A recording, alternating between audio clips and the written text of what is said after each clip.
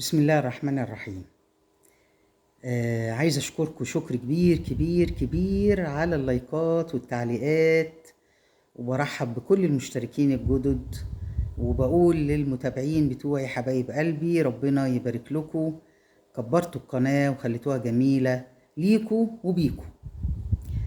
النهاردة هقدم الحلقة الخامسة من رواية بحر العشق المالح للكاتبة الجميلة سعاد محمد.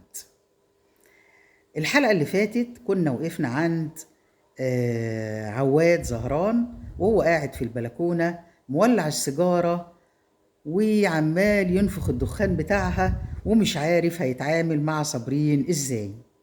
عرف انها عنيدة جدا ومش هتسلم بسهولة. وانتوا بقى اللي عايز يشوف الحلقة الرابعة او عايز يشوف الحلقات من الاول، انا عاملة قائمة تشغيل في القناة باسم رواية بحر العشق المالح، هتلاقوا فيها الحلقات كلها. المهم النهاردة بقى بنبدأ من منزل شردي، منزل عائلة شردي اللي هي ابنهم اسمه وفيق اللي متجوز فادية أخت صابرين التهامي. صابرين وفادية التهامي وأخوهم هيثم ولاد سالم التهامي. صابرين متجوزة عواد، تمام. فادية بقى أتاري رخرة كان في بينها وبين فاروق زهران اللي متجوز دلوقتي سحر أخت وفيق اللي متجوز فادية. هقول لكم تاني بالراحة. منزل شردي زي ما قلنا في وفيق وفي سحر. وفيق متجوز فادية أخت صابرين التهامي، وسحر متجوزة فاروق زهران أخو عواد زهران، تمام كده. يبقى سحر ووفيق إخوات ولاد شردي. أما فادية وصابرين ولاد سالم التهامي، وعواد وفاروق ولاد زهران. العيلة زي ما قلت لكم العيلتين، عيلة التهامي وعيلة زهران، الاتنين بينهم قصص كتير وحكاوي كتير جميلة. طبعا في فرح صابرين التهامي وعواد زهران كانت فادية موجودة زي ما شفنا، وقابلت فاروق زهران على السلم لما شدها من ايدها وطلعوا فوق السطوح واتكلموا مع بعض. فادية وفاروق زهران كانوا بيحبوا بعض من زمان، ولكن للأسف الشديد أول ما زهران الكبير قال لفاروق اتجوز سحر شردي، ونسي خالص. هو مش نسي بقى عشان ما نظلموش، ولكن تغاضى عن قصة الحب اللي بينه وبين فادية التهامي، وده طبعا خلى فادية حزنت، وأول ما تقدم لها وفيق شردي وافقت واتجوزوا. لما روحت بقى بيتها وخلص الموضوع، هي نايمة على السرير، فادية التهامي ووفيق شردي هما الاتنين نايمين على السرير بعد طبعا يوم مجهد وطويل، وهو مولع السيجارة بتاعته وعمال ينفخ في الدخان بتاعها وسرحان. هي كمان نايمة جنبه، ولكن سرحانة بطريقة كبيرة جدا. هو سرحان في ايه؟ هو سرحان في ان فادية ما بتخلفش وما عندوش اولاد، وهو بيحبها ومش عارف يتجوز عليها عشان بيحبها، ومشاكله مع امه بسبب عدم جوازه على فادية عشان امه عايزة تجوزه عشان يخلف ويبقى عنده وريث زيها زي اي ام. فادية بقى سرحانة في ايه؟ فادية سرحانة في الكلام اللي قالته وقاله لها فاروق زهران لما كانت في فرح صابرين. كانوا هما دايما بيتقابلوا، ولكن كان كل واحد فيهم بياخد جنب ويبعد عشان يعرفوا يكملوا حياتهم، لأن الاتنين كان بينهم قصة حب كبيرة، وواضح إن الحب مازال في قلبهم هما الاتنين. الحب حاجة جميلة جدا، وفعلا لما بيبدأ من الصغر بيبقى يعني ما بيخرجش من القلب، يمكن لحد الإنسان ما يفارق الدنيا، يتجوز ويخلف ويبقى برضه فاكر الحب الأول. دي حقيقة. المهم، فهي بقى سرحانة في الكلام اللي قاله لها فاروق، وإن هو حياته متلخبطة وإن كذا وإن كذا. وهي طبعا قالت له بتتكلم في إيه؟ أنت من أول ما جت أول موجة سبتها تدهس حبنا، وسبتنا نغرق في بحر مالح ملوش أي معنى، مهما شربنا منه مش هنرتوي. ورحت اتجوزت وعملت عيلة وأسرة وعندك أولاد وخلاص، بتتكلم في إيه دلوقتي؟ قال لها طب وانتي؟ قالت له أنا خالية الوفاض. يعني إيه خالية الوفاض؟ طبعا يعني مفيش بإيدها حاجة، ما عندهاش حاجة، ما طلعتش من حياتها بحاجة. ففضلت سرحانة في الكلام ده، وكانت بتتمنى طبعا لو إن هو اللي يبقى زوجها مش وفيه. في كل دون اتفاجئت بقبلة حنينة وجميلة على قورتها، فبصت كده لقت مين؟ لقت زوجها طبعا وفيه اللي نايم جنبها، هو اللي بيديها القبلة الحنينة دي. وبعدين مد ايده وطبطب عليها وقال لها مالك سرحانة في ايه؟ مالك مش معايا ليه؟ قالت له لا ابدا مش سرحانة ولا حاجة، انا بس مجهدة وتعبانة. لان طبعا هتقول له ايه؟ قال لها مجهدة وتعبانة من ايه؟ مش الشغالة بتعمل كل حاجة؟ راحت سكتت كده وبصت له وسرحت تاني. سرحت في ايه بقى المرة دي؟ سرحت في ان هي طبعا ما ينفعش تقول له ان مامتك بتطلع لي شغل من تحت الارض في البيت عشان تهدني وتتعبني، ولما بيجوا ولاد اختك بيعاملوني زي الشغالة، بقعد اعمل لهم كل حاجة. يا ريت بس على الجهد الجسماني، ولكن كمان بيقعدوا يرموا عليها الكلام ويسمعوها كلام يجرحها، ان هي ما بتخلفش وان خلاص سنها كبر، لان كانت وصلت 35 سنة. في الاول كانت بتحمل وتسقط، دلوقتي بقالها سنتين تقريبا ما بتحملش اصلا. ويقعدوا بقى ايه يسمعوا بعض. طبعا ولاد اخته دول اللي هي سحر اللي متجوزة فاروق زهران، بتجيب لها عيالها وتيجي. يعني شوفوا بقى، اتجوزت حبيبها وبتجيب لها عيالها وتيجي، لان هي متجوزة حبيبها وفي نفس الوقت اخت جوزها. تقعد بقى هي وامها سحر بقى مع امها اسمها ماجدة شردي، يقعدوا يتكلموا وتقول لها عايزين نشوف له عروسة، عايزين نجوزه، ويروحوا موجهين لها بقى الكلام. بقول لك ايه يا فادية؟ تقول لها نعم. تقول لها مش المفروض انت اللي تقولي لجوزك اتجوز؟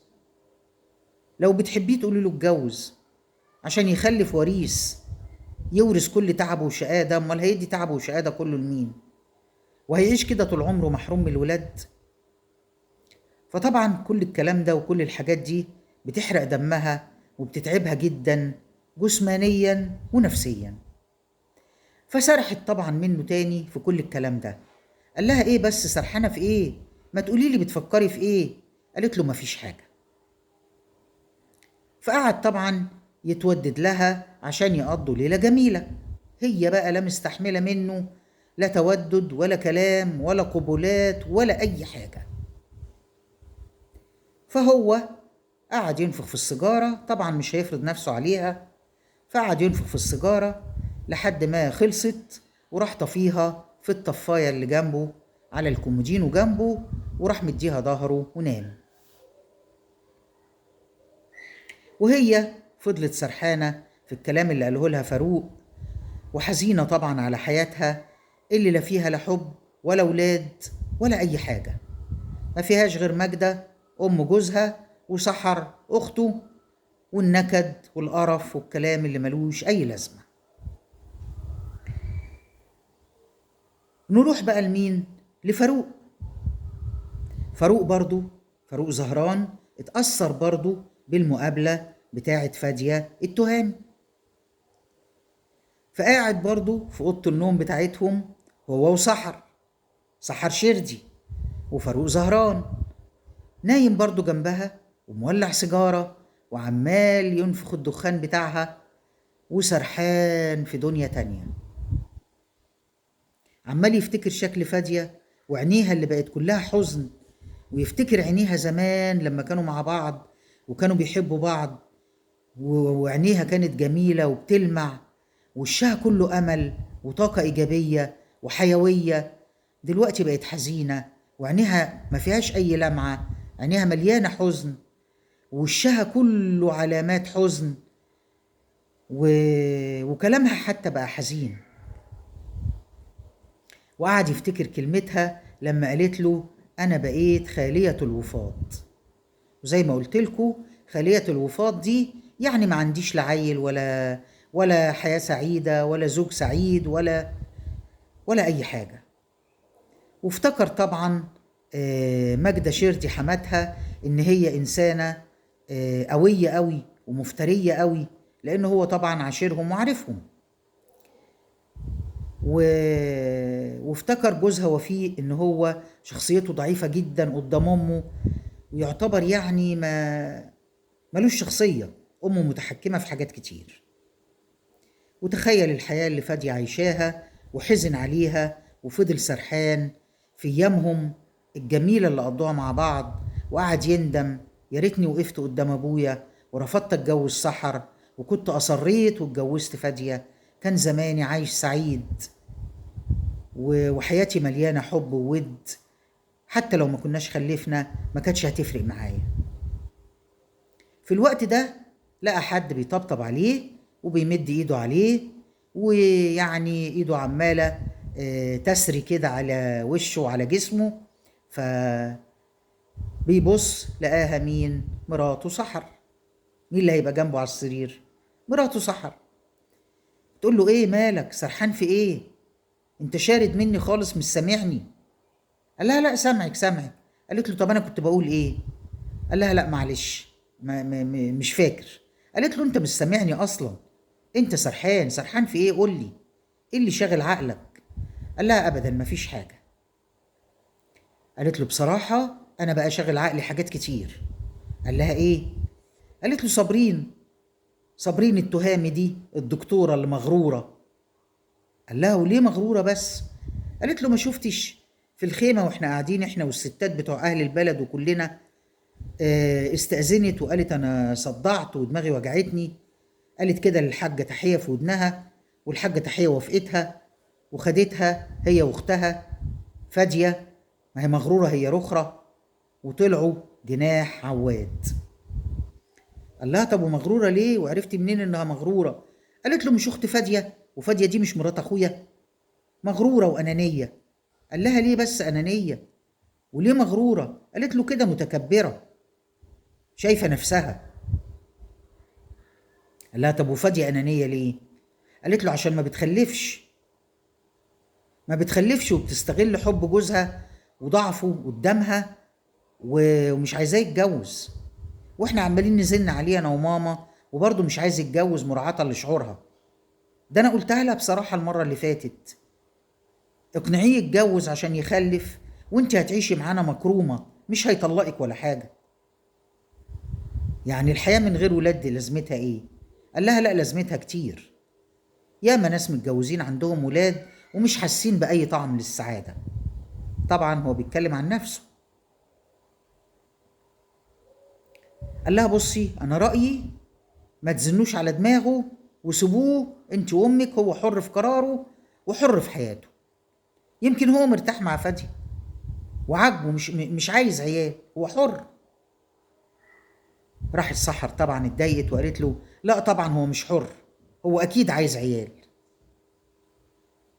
سيبك منهم بقى، خلينا احنا هنا، ما تسرحش بقى.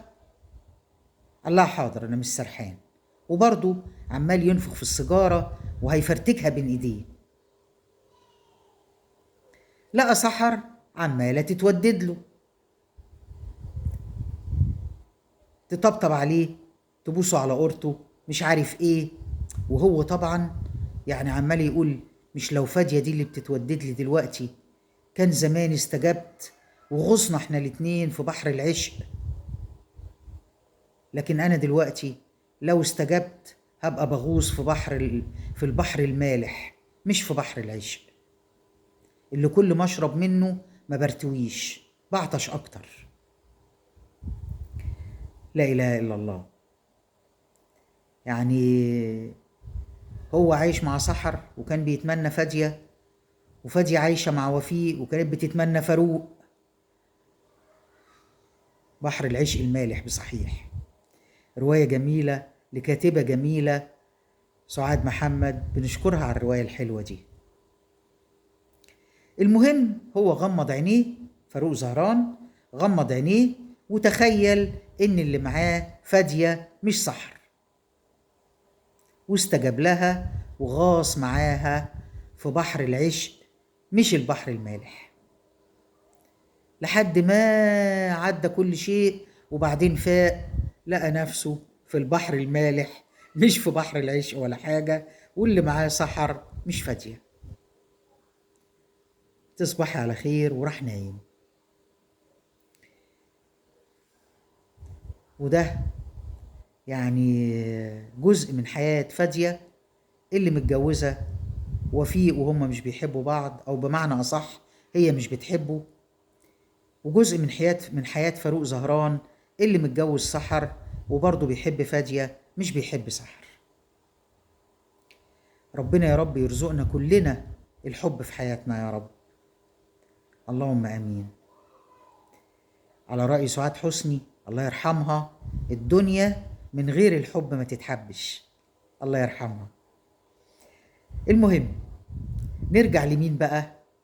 لصابرين وعواد زهران، دكتورة صابرين التهامي وعواد زهران. نلاقي بقى القصة بتحلو أكتر وأكتر. صابرين عنيدة جدا جدا، وعواد عنيد راخر جدا، ولكن صابرين بعندها بتعرف تغيظ عواد وتفرسه. هو كزوج وراجل أقوى منها جسديا بيحاول ياخد منها كل اللي هو عاوزه بالقوة، هي في مقابل ده بتحسسه بالقرف. قال يعني انت خدت اللي خدته، لكن انا برضو مش راضية وقرفانة منك، وده اللي تقدر عليه. بعد اذنكم هشرب. فكل ما ياخد منها حاجة بالعافية، ان شاء الله يا رب قبلة صغيرة تروح بصاله كده باشمئزاز كده ومحسسه انها قرفانة منه، هو يتغاظ اكتر ويروح ماسكها رازعها ومفيش، كله بالعافية. المهم فهم نايمين، وهو لما بيدخل بيخلص شغله وبيدخل الجناح بتاعهم بيقفل الموبايل بتاعه عشان محدش يزعجه، الراجل يعني عريس وعايز يستمتع. هي بقى مش قافلة الموبايل بتاعها، مش في دماغها. فالصبح صحيت على صوت الموبايل عمال يبعت لها رسائل. فرحت قايمة، فتحت الرسائل وابتسمت ابتسامة كبيرة. راح عواد اتغاظ، فقال لها مين اللي بيبعت لك رسائل على الصبح؟ هما مش عارفين ان انت عروسة؟ راحت ضحكة كده بسخرية وقالت له عروسة. واستمرت تقلب في الرسائل اللي جات لها وتضحك. هو اتغاظ اكتر، راح قايم منفوض وقاعد. بقوا هما الاتنين قاعدين على السرير جنب بعض. قال لها ايه بقى اللي بيضحكك؟ فيها ايه بقى الرسائل دي؟ وبتضحكي على ايه؟ ومين اللي بعتها لك اصلا؟ قالت له خد.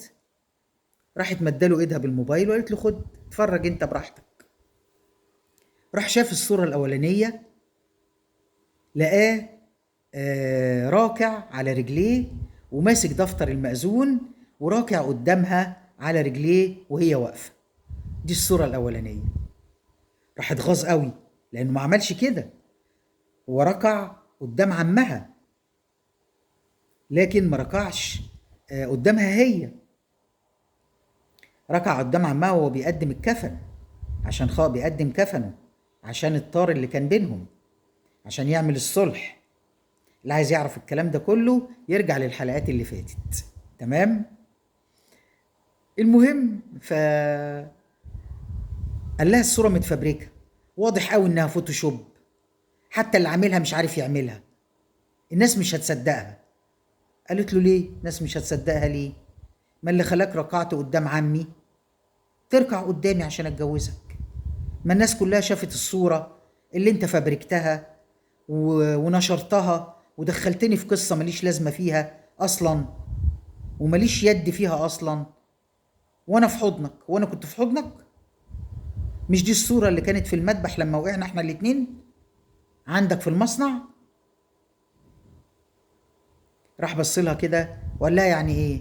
قالت له يعني صورة قدام صورة، ده لسه في صور تاني. فراح اتغاظ منها قوي لما لقى منها التحدي الشديد ده، اتغاظ منها اكتر واكتر. وقال لها بس ما حدش هيصدقها. قالت له لا هيصدقوها، شوف الصور التانية وانت تعرف انهم هيصدقوها. قعد يقلب لقى كذا صورة وكلهم يفرسوا، فاتغاظ جدا وقال لها الصور دي منين ومين اللي عملها لك؟ قالت له وانا كنت سألتك مين اللي عمل لك الصورة؟ زي ما انت عندك حد بيعمل فوتوشوب انا كمان عندي اللي بيعرفوا يعملوا فوتوشوب، ولسه اصبر عليا. قال لها يعني ايه؟ قالت له يعني لسه في صور كتير جايه وكلها هنشرها. قال لها مش مشكله، المهم في النهايه اتجوزتك وبقيتي مرات عواد زهران وهتخلفي وولادك هيشيلوا اسم عواد زهران. قالت له ده انت بتحلم. قال لها بحلم ايه؟ ما انت مرات اهو، غصب عنك مراتي. قالت له مين قالك انه غصب عني؟ انا اتجوزتك بمزاجي. بمزاجك؟ قالت له هو انت فاكر ان انا لو قلت لبابا لا مش عايز اتجوزك كان هيجبرني؟ ابدا، استحالة. انا اتجوزتك بمزاجي، ما تفتكرش انك اتجوزتني غصب عنك، غصب عني. وعشان تبقى عارف انا عامله حسابي حلو قوي، ومش هحمل منك ومش هخلف منك حتى لو قعدت طول عمري من غير عيال. طبعا الدخان يعني طلع من عينيه وعينيه احمرت وحاله بقى حال، بقت حاسه بالسخونيه طالعه في نفسه هتحرقها زي ما يكون طالعه من فرن. فراح بص لها كده وقال لها يعني ايه؟ يعني ايه عامله حسابك؟ قالت له يعني باخد وسيله، مش هيحصل حمل. لو عشت معاك 10 سنين مش هيحصل حمل. طب ايه هي الوسيله؟ قولي لي عليها، لازم توقفيها، لازم تبطليها. قالت له مش هيحصل ومش هقول لك. يعني هو انت خبير في وسائل منع الحمل عشان لما اقول لك هتعرف؟ راح ساكت كده وباصص في الارض كده وسرح وعينيه احمرت وبتطق شرار. فراح قام وسابها قاعده وخرج البلكونه، ولع سيجاره وقعد ينفخ الدخان بتاعها عشان يطلع غيظه فيها ومش عارف يعمل معاها ايه. عمال يقول لنفسه يعني مراتي واتجوزتها وعندي في بيتي وهي بتمشي اللي هي عايزاه وبتعمل اللي هي عايزاه وانا مش عارف اجبرها على حاجه. وبقى هيتجنن. اتفضلوا ميه.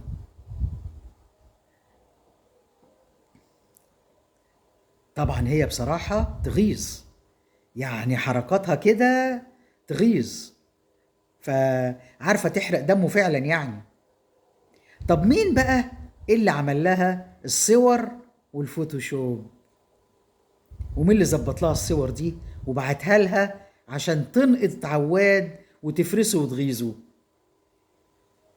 بصوا بقى، عشان نعرف مين نروح لبيت سالم التهامي ابو صابرين، واللي قاعده معاه صبريه من ساعه ما جت من اسكندريه عشان فرح صابرين وعواد. صبريه عندها ابنها اياد، اياد في كليه الهندسه، وبالتالي يعرف يعمل فوتوشوب حلو قوي. مين كمان معاه؟ هيثم اخو دكتورة صابرين، بس ده في كلية الطب، ملوش في الفوتوشوب، لكن قعد جنب مين؟ جنب اياد. اتاري صابرين كانت طلبت منهم يعملوا لها شوية الصور دول ويبعتوهم لها، فقعدوا عملوا الصور مع بعض، وهيثم اتعلم وعجبته اللعبة وخلى اياد يعلمه شوية حاجات كتير. كان في الوقت ده سالم التهامي قاعد هو ومراته شهيرة بيفطروا، لقوا داخل عليهم مين؟ هيثم وإياد. طب وصبرية أم إياد كانت قاعدة في أوضتها لسه ما خرجتش. المهم خرجوا هما الاتنين، صبحوا عليهم صباح الخير، راحت شهيرة ردت صباح النور، اقعدوا يا ولاد عشان تفطروا معانا. قعدوا على الفطار مع سالم التهامي ومراته شهيرة. راح إياد موري الصور لمين؟ لسالم التهامي. قال له بص يا عمي، واداله الموبايل كده، بص يا عم الصور. قال له صور ايه؟ قال له بص بس الصور دي. راح ماسك الموبايل واتفرج على الصور، ولقى عواد زهران وهو راكع على رجليه قدام صابرين وماسك دفتر المأذون زي اللي بتحايل عليها ايه؟ تتجوزه.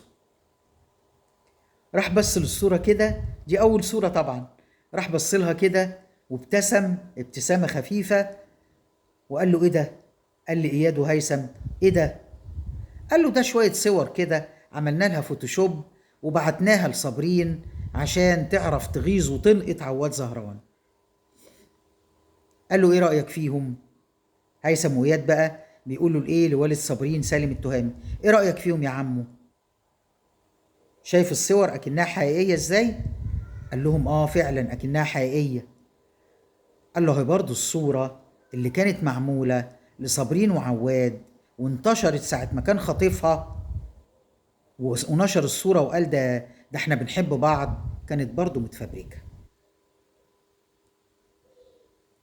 قال له خلاص بقى، ما في النهاية اتجوزوا وخلاص.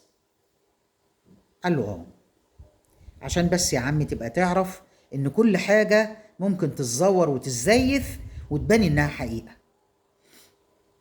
راح متضايق كده ومتزربن وقال لهم خلاص خلاص انا شبعت، وراح قايم ايه؟ سايب الفطار وسايبهم وقايم.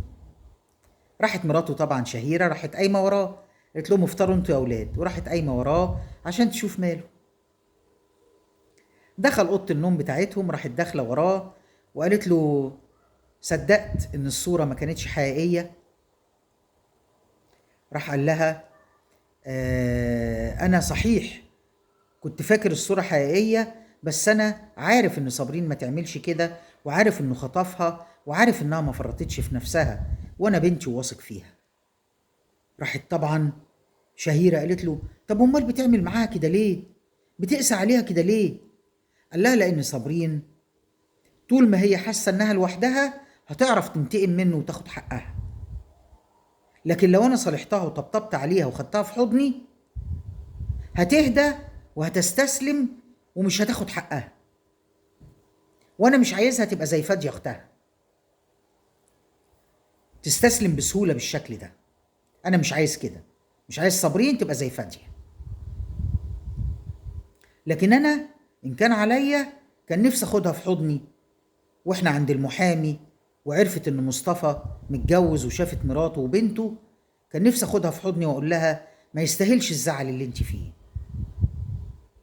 ولما كانت هتسافر اسكندريه بالليل لوحدها كان نفسي برضه اخدها في حضني وطبطب عليها واقول لها اقعدي معايا ما تسافريش بالليل لوحدك. لكن انا ما عملتش كده عشان زي ما بقولك هي عزيمتها وارادتها تفضل قويه وتستمر وتصر تاخد حقها. فطبعا مامتها شهيرة اقتنعت بكلام سالم جوزها ابو صابرين، وقالت له خلاص اللي تشوفه صح، وسكتت. راح قايم قال لها انا خارج شوية وخرج، وهي رجعت تاني عند هيثم وإياد على الفطار، لقت صبرية خرجت. صبرية اللي هي مرات مروان عم صابرين، اللي كانت بتقعد معاها في اسكندرية لما بتروح لشغلها، وبتحب صابرين جدا جدا جدا. وعمها مروان ده متوفي، فصبرية عايشة هي وابنها إياد. فراح موري بقى إياد الصور لمين؟ لصبرية أمه، وقال لها بصي عملنا إيه لصابرين؟ ما هي صابرين دي متعبة، وهي معانا متعبة، وهي متجوزة وبعيد عننا متعبة. قالت له ليه؟ قال لها خدي اتفرجي. وراح مديها الموبايل، شافت الصورة قعدت تضحك. لما قالت له ايه ده عملتها ازاي؟ قال لها لا، ده احنا باش مهندسين واحنا بنلعب. فرح هيثم قال لها تصدق انا بفكر احول من طب الهندسة عشان حلو قوي ولذيذ الفوتوشوب ده. وقعد يفرجها على الصورة وضحكت. فبصت كده، بصت لهم كده وقالت لهم انا بدعي ربنا ان عواد يحب صابرين وقلبه يرق ويبقى انسان قلبه فيه حب، لان قلبه جاحد قوي ومش عارف ينسى الماضي ولا ينسى الاذى اللي حصل زمان. طب ايه الاذى اللي حصل زمان؟ كل مرة يا حاجة صفية تقول لنا اللي حصل زمان، مش هتقول لنا ايه هو اللي حصل زمان؟ هقول لكم دلوقتي ايه اللي حصل زمان. اللي حصل زمان ان كان فيه مروان جوز صبرية ديا عم دكتورة صابرين. ماله بقى مروان؟ مروان كان اتخانق هو وابو عواد زهران،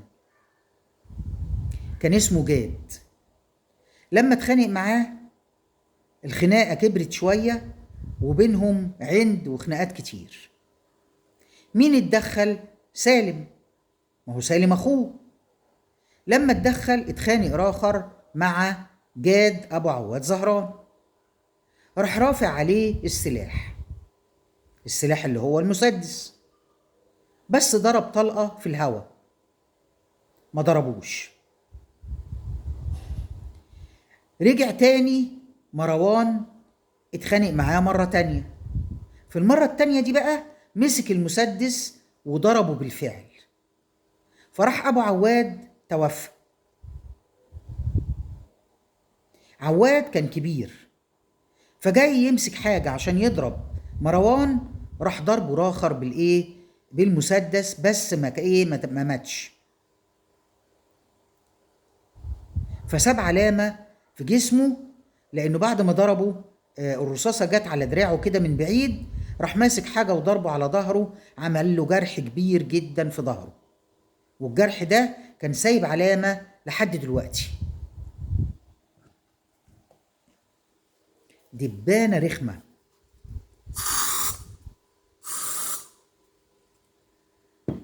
معلش مش عارف اقعد وهي عمالة تلف حواليا. المهم فايه لما ضربوا ساب علامة في ظهره كبيرة. هم بقى عندهم كل الخلافات بتتحل يا اما بالطار، يعني زي ما ضربوا يضربوه، زي ما موت واحد يموته، يا اما يقدم كفنه زي ما عواد عمل كده، او يقدم قطعة ارض. في الحالة دي التهامي الكبير اللي هو ابوهم اقترح ان هو يقدم ارض. لمين؟ لزهران الكبير، عشان تنتهي مشكلة الطار بينهم هما الاتنين. والكلام ده كان زمان. حتة الارض دي راح زهران اكبر التهام الكبير ان هو يبيع له حتة الارض دي ويكتب له عقد بيع من غير ما يدفع له ولا مليم. حتة الارض دي هي اللي شافتها اللي شافتها مين بقى؟ اللي عملوا عشانها المشكلة ديا وعملوا حواليها سور كبير. مين اللي شافتها؟ سامية، لما جوزها اللي شغال في وزارة الزراعة كان بيعمل الأوراق، ولقى إن قطعة الأرض دي الحاج زهران الكبير ما سجلهاش. يعني أبوه باعها له كل حاجة، لكن ما سجلهاش لسه باسم عيلة التهامي. لما سامية أقنعت جوزها إن هو يعمل لها سور، وبدأت المشكلة، وعواد انتقم وخطف مين؟ دكتورة صابرين. كل ده برضو موجود بالتفصيل في الحلقات اللي فاتت. وخد حتة الأرض، زهران خد حتة الأرض من التهامي عوض عن اللي حصل. فعندهم الأرض بدل العرض، بدل ال الأشخاص، بدل الطار، بدل حاجات كتير بتتحل بيها مشاكل كتير عندهم. ده اللي حصل زمان. المهم لما بقى صبرية دعت لصابرين إن ربنا يكرمها وتخش قلب عواد فعلا ويملى قلبه الحب، لأن هو من ساعة الحادثة دي وهو على الرغم من إن هم خدوا الأرض وكل حاجة، قلبه مليان كره. وخاصة بقى لما رجعوا عيلة التهامي وعملوا سور حوالين الأرض، كان هيتجنن. عشان كده خطف دكتورة صابرين وعمل كل القصة دي. نرجع بقى لمين؟ لصابرين وعواد زهران وهم قاعدين في الجناح بتاعهم، والمشاكل بينهم والخناقات لذيذة زي القط والفار بالظبط. بس هنا بقى شوية هي القط وهو الفار، وشوية هو القط وهي الفار صراحة. يعني ما نقدرش نجزم كده ونقول مين فيهم القط ومين فيهم الفار. زي ما انتم شايفين، ألم منه قصاد ألم منها، والحياة ماشية بينهم هما الاتنين. ايه اللي حصل بقى تاني؟ اللي حصل ان بعد ما شاف الصور واتغاظ ومش عارف ايه، وقال لها وقالت له ومش هينفع تعمل حق، مش هيبقى ليا ولاد منك حتى لو اعيش طول عمري من غير ولاد. راح قايم وقلع هدومه عشان يغير ويخرج. لما قلع هدومه شافت ظهره في العلامة اللي من القصة اللي أنا حكيتها لكم دلوقتي. فالعلامة واضحة قوي في ظهره. فلما شافتها استغربت قوي، لأنها ما كانتش عارفة اللي حصل بالظبط زمان، وهو السبب في العلامة دي ما كانتش تعرف. فراحت بصت على العلامة كده باستغراب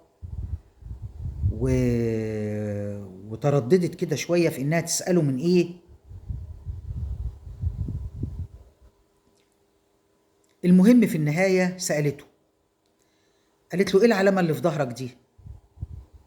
هي قالت له العلامة اللي في ظهرك. وهو أول ما حد بيجيب له سيرة العلامة دي بيفتكر كل اللي حصل، وإن أبوه مات قدامه وبيركبوا 100 عفريت، لأنه كمان في الحادثة دي قعد فترة طويلة على كرسي بعجل، ما كانش بيقدر يمشي لحد ما اتعافى وتعالج. فقصة حزينة جدا بالنسبة له. فأول ما سألته قلبت عليه الذكريات المؤلمة دي، راح اتضايق واتغاظ وقال لها انت مالك؟ انت مالك، في علامة ولا مفيش؟ واتقلب كده زي الشيطان. فرحت هي استغربت جدا من رد الفعل وسكتت وما اتكلمتش. فضلت بصاله كده لحد ما خلص كلام وخلص نرفزة، وبعدين مسكت الموبايل تقلب فيه وحاولت تشغل نفسها بعيد عنه بأي شكل من الأشكال، لحد ما لبس وخرج.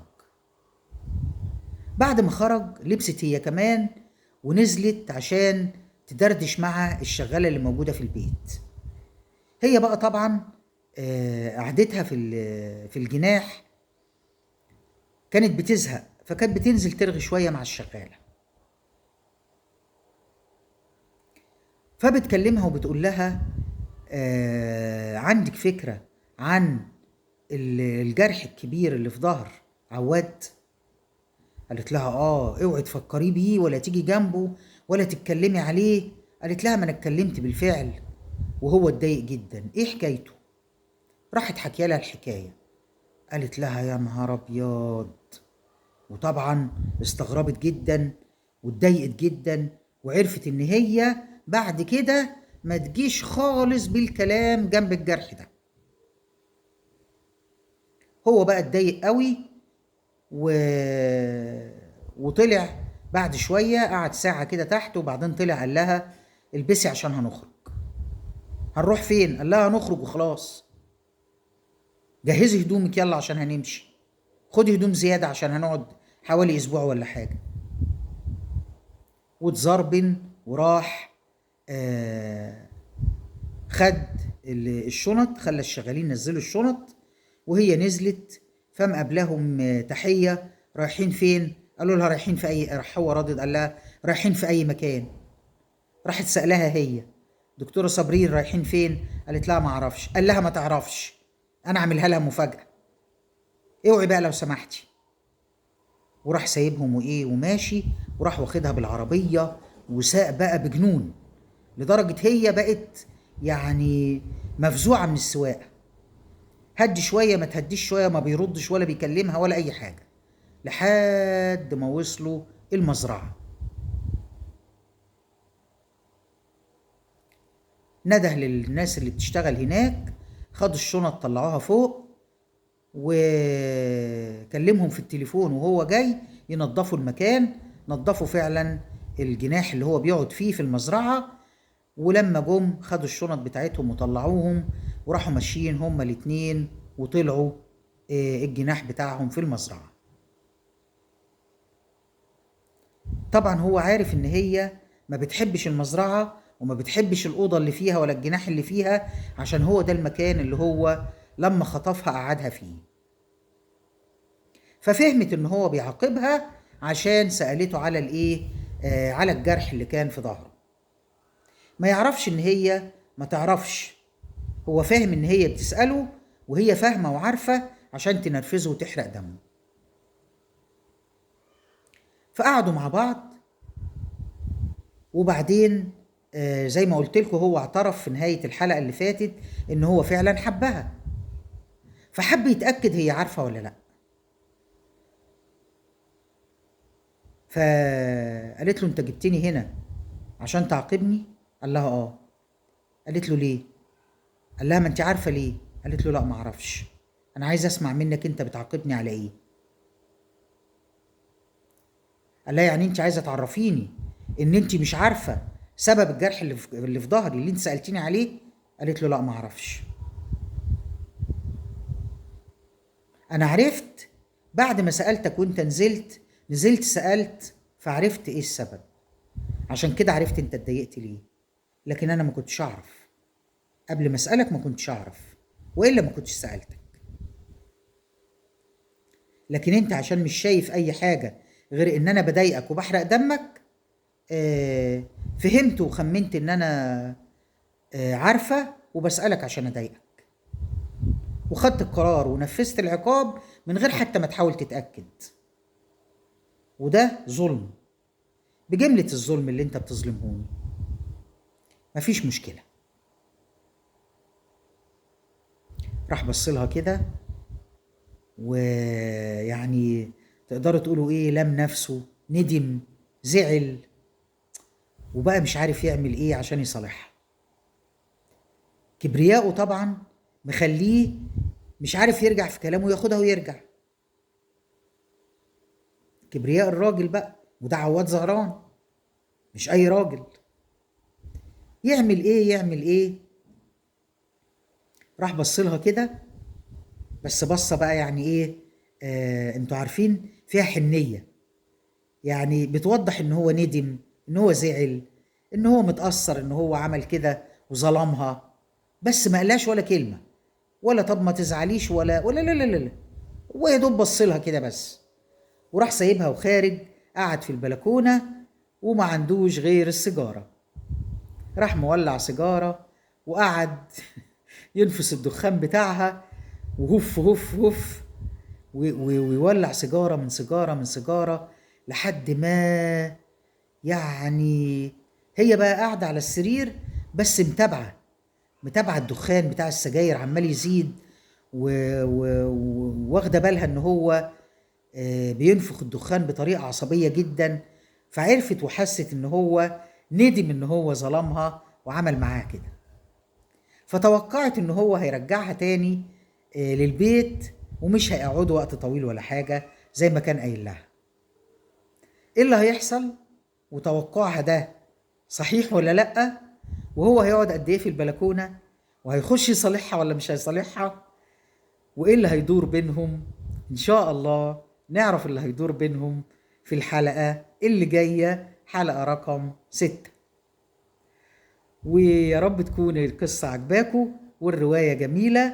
أنا بصراحة شايفة إنها جميلة جدا جدا وعجباني قوي قوي. يا رب تكون عجباكم انتوا كمان وبتستمتعوا بيها معايا. ومعلش سامحوني لو بتأخر عليكم في حلقات الرواية، لأن أنا يعني عارفين أقراها مرة واثنين وثلاثة وأربعة عشان استوعبها واحفظها واستمتع بيها، واقدر اوصل لكم الاحاسيس الجميله اللي انا حسيتها وانا عماله اقرا في الروايه. فسامحوني على تاخر الحلقات بتاعتها. ان شاء الله ربنا يقدرني واقدم لكم الحلقات اسرع من كده، واشوفكم في حلقه جديده وفي قصه جديده. واستنوني على خير. استودعكم الله الذي لا تضيع ودائعه. ربنا يحفظكم ويحميكم ويرعاكم انتوا حبايبكم. اللهم امين. سلام.